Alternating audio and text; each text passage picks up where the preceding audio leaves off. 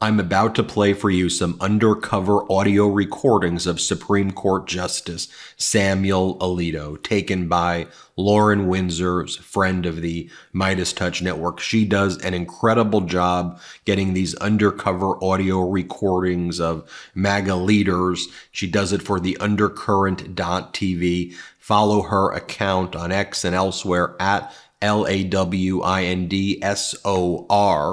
She reported yesterday that she had a major news story she was going to drop, and she said, "I don't say this lightly. It's like the biggest undercover story yet of my career. Follow me for all the updates." And we did get that breaking news update moments ago. As Rolling Stones writes about it, Justice Alito caught on tape discussing how Battle for America can't be compromised. In a new secret recording, the Supreme Court Justice says he agrees that the U.S. should return to a place of godliness. Justice Samuel Alito spoke candidly about the ideological battle between the left and the right, discussing the difficulty of living peacefully with ideological opponents in the face of fundamental differences that can't be compromised. He endorsed what his interlocutor described as a necessary fight to return our country to a place of godliness. And Alito offered a blunt assessment of how America polarization will ultimately be resolved, Rolling Stone writes. And then they quote him from this recording we're about to play. "One side or the other is going to win," Justice Alito said. Now, Alito made these remarks in conversation at the Supreme Court Historical Society's annual dinner on June 3rd, a function that is known to right-wing activists as an opportunity to buttonhole Supreme Court justices, the Rolling Stone writes.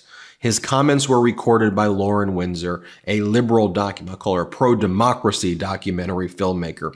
Windsor attended the dinner as a dues-paying member of the society under her real name, along with a colleague. She asked questions of the justice as though she were a religious conservative. Without further ado, let me play for you the undercover audio recording that Lauren Windsor got of Supreme Court Justice Samuel Alito. Play the clip. Hi, I wanted to say hello to you again.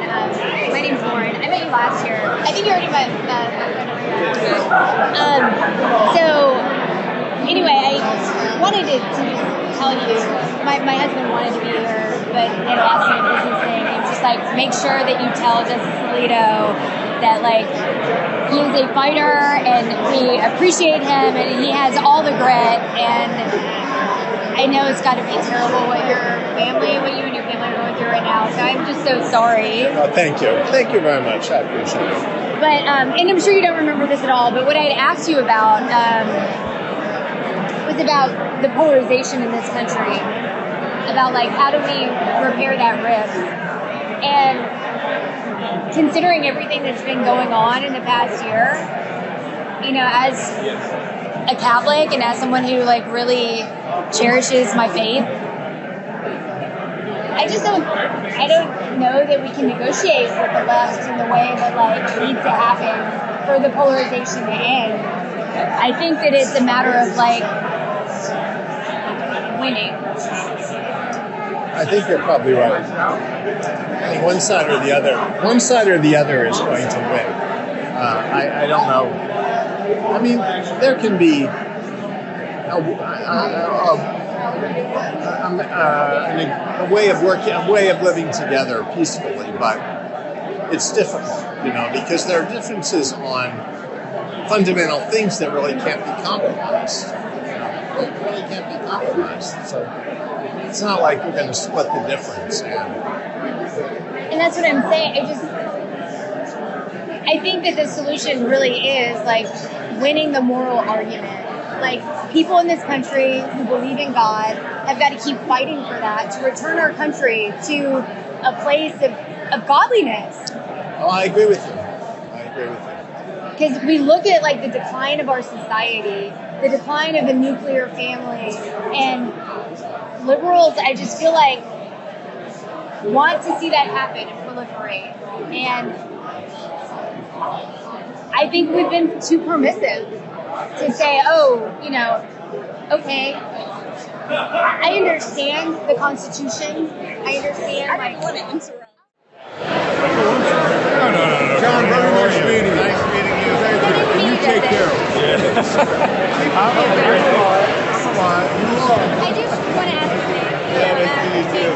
I want to be totally appropriate with, the jurisprudence of it all, but, just to be totally candid, like, how do we get America back to a place of, like, really, like, less polarization?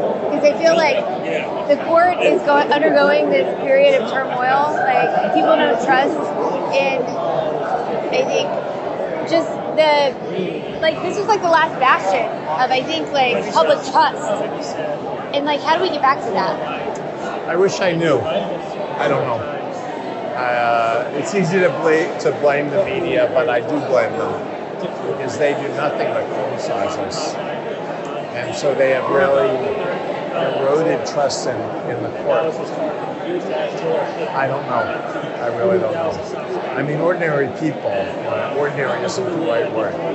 American citizens in general need to work on this to try to heal this polarization because it's very dangerous. I do believe it's very dangerous. I think it's taking us to the brink of, a very serious and perhaps like non-repairable rifts in the country. And I, for one, am someone like, I support your ruling on dogs. I support, like, I am very pro-life, but, like, I don't know how we bridge that gap. Like, how do we get people... I wish I knew. I don't know. It's not... I don't think it's something we can do. But the court can't do anything to... I mean, we have a very defined role. Yeah. We need to do what we're supposed to do. But this is a bigger problem. This is way above us. So I wish I knew the answer. I do. But you guys haven't been able to find, like, the leaker? Pardon? The leaker, like are you guys being able to ferret that out? It's hard. You can't name somebody unless you know for sure. And we don't have the power to do the things that would be necessary to try to figure out, to nail down exactly who did it. That's the problem. And even then, we might not be able to do it. But we don't have the power to subpoena people to testify, to subpoena records, phone records, or other things like that. We don't have that authority. So it just seems crazy that you can't, because it's so detrimental to the trust the public places in the Supreme Court. Yeah, well, we're not a law enforcement agency, It's people have certain rights to privacy. So law enforcement agencies can issue subpoenas and get search warrants and all that sort of thing, but we can't do that. So, our marshal did as much as she could do, and it was limited. So that was exhausted. She did what she could do. But, seriously, I just wanted to express my gratitude for everything that you're doing, because it's a really important fight for the rights of the unborn, and I know a lot of people don't appreciate that, but it's important. So thank you. Wow. Now, have you heard that the flavored air category is quickly becoming the leading alternative to vaping and smoking? It's a whole new movement towards better habits, led by the sponsor of this video, Fume. Fume is an award-winning flavored air device. Flavored air isn't like vaping. If vapor was compared to sticky soda, Fume cores are closer to herbal teas. Fume has lots of delicious flavors to choose from, like crisp mint and orange vanilla. With flavored air, you can satisfy your oral fixation through a passive diffusion system that utilizes no electronics. electronics, vapor, or combustion. Fume draws flavor to your mouth. Fume fills the void ditching a bad habit can leave. You still have something to reach for. Fume is not a vape. There's no vapor, and you could use it anywhere. There's no nicotine. It's not addictive. The non-toxic flavors are a guilt-free alternative. Fume doesn't use any batteries, so you'll never need to charge it. The design is super sleek. It looks awesome, and you can truly feel the weighted high-quality design.